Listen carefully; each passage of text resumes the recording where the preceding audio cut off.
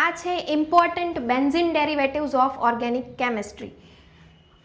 Sum important benzene derivatives. Okay, first is salicylic acid. Benzene ઉપર acidic group carboxylic acid present હોય તો એને શું કહેવાય? Benzoic acid. બેન્ઝોઇક એસિડના ઓર્થો પોઝિશન ઉપર OH ગ્રુપ પ્રેઝન્ટ હોય તો સેલિસિલિક એસિડ કહેવાય. ઓકે, આ છે બેન્ઝીન ઉપર આલ્ડીહાઇડ ગ્રુપ, તો એને શું કહેવાય? બેન્ઝાલ્ડીહાઇડ. બેન્ઝાલ્ડીહાઇડના ઓર્થો પોઝિશન ઉપર OH ગ્રુપ હોય તો સેલિસિલ આલ્ડીહાઇડ કહેવાય. ઓકે, બેન્ઝીન ઉપર કીટોન ગ્રુપ C=OCH3 તો આનું કોમન નેમ થાય એસિટોફિનોન. બેન્ઝીન ઉપર C=O which is ketone group C=OCH3 તો એને શું કહેવાય? એસિટોફિનોન.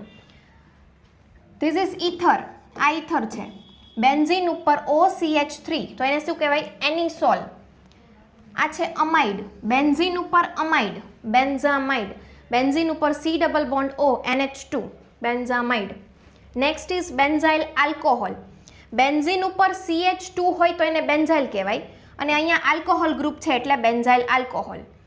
બેન્ઝીન ઉપર NH C=OCH3 એટલે એસિટેનિલાઇડ.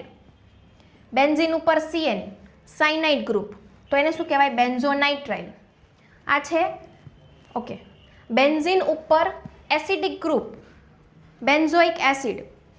આ એસિટાઇલ સેલિસિલિક એસિડ છે કે જે સેલિસિલિક એસિડનું ડેરિવેટિવ છે.